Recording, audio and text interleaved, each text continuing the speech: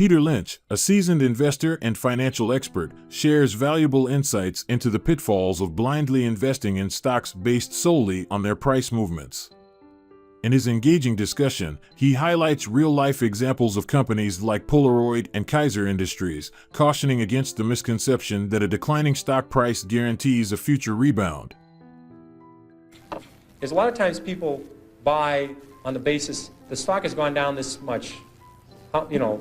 How much further can it go down? I remember when Polaroid went from 130 to 100, people said, here's this great company, great record. If it ever gets below 100, just buy every share, and it did get below 100. A lot of people bought on that basis saying, look, it's gone from 135 to 100. It's now 95, what a buy. Within a year, it was 18. And this is a company with no debt. I mean, this is a company, it was just so overpriced, it went down. I did the same thing in my, I think my first or second year at Fidelity. Kaiser Industries had gone from $26 a share to 16. I said, how much lower can it go? It's 16. So I think we bought one of the biggest blocks ever on the American Stock Exchange of Kaiser Industries at 14. I said, it's gone from 26 to 16. How much lower can it go? Well, at 10, I called my mother and said, Mom, you got to look at this Kaiser Industries. I mean, how much lower can it go? It's gone from 26 to 10. Well, it went to 6, it went to 5, it went to 4, it went to 3.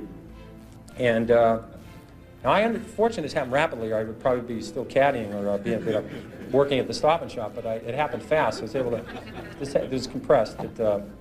And at 3, I figured out, there's something very wrong here because Kaiser Industries owns 40% of Kaiser Steel, they own 40% of Kaiser Aluminum, they own 32% of Kaiser Cement, they own Kaiser Broadcasting, they own Kaiser Sand and Gravel, Kaiser Engineers, they own Jeep, they own business after business, and they had no debt. Now, I learned this very early. This might be a breakthrough for some people. It's very hard to go bankrupt if you don't have any debt. It's tricky. Some people can approach that. It's a real achievement. Peter Lynch emphasizes the importance of not solely relying on a stock's past performance when making investment decisions. He highlights 2 examples, Polaroid and Kaiser Industries, where people bought based on the stock's decline, only to see it plummet further.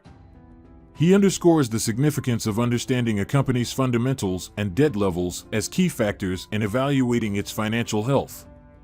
Lynch's insight here is a valuable reminder that successful investing involves more than just chasing stocks that have fallen in price. They had no debt, and the whole company at 3 was selling at about $75 million. At that point, it was equal to buying one Boeing 747. I said, there's something wrong with this company selling for $75 million. I was a little premature at 16, but I said everything's fine, and eventually this will work out.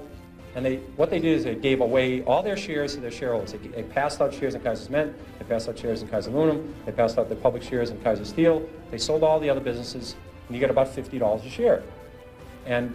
But if you didn't understand the company, if you're just buying on the fact the stock had gone from 26 to 16, and then it went to 10, what would you do when it went to 9? What would you do when it went to 8? What would you do when it went to 7? This is the problem that people have, is they sell stocks because they didn't know why they bought it, then it went down, and they don't know what to do now. Do you flip a coin? Do you walk around the block?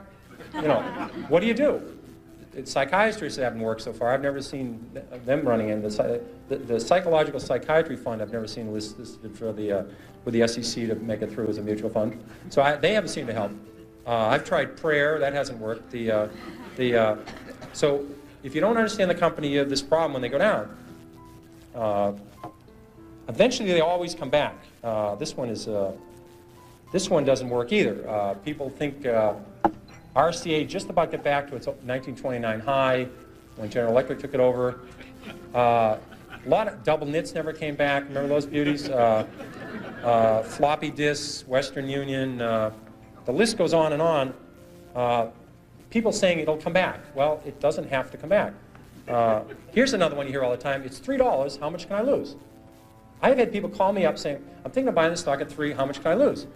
Well, again, you may need a piece of paper for this, but if you put if you put $20,000 in a stock at 50, or your neighbor put $20,000 at 50 into the stock, and you put $20,000 in at 3, and it goes to 0, you lose exactly the same amount of money. Everything.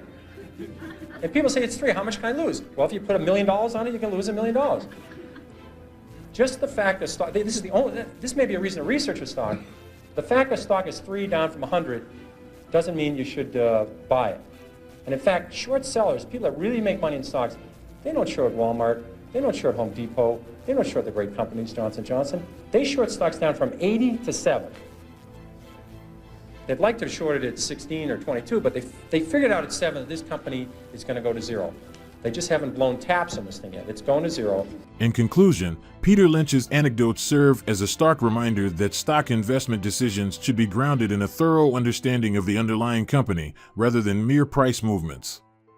He emphasizes the importance of knowing why you invest in a particular stock, as blindly following price trends can lead to significant financial losses.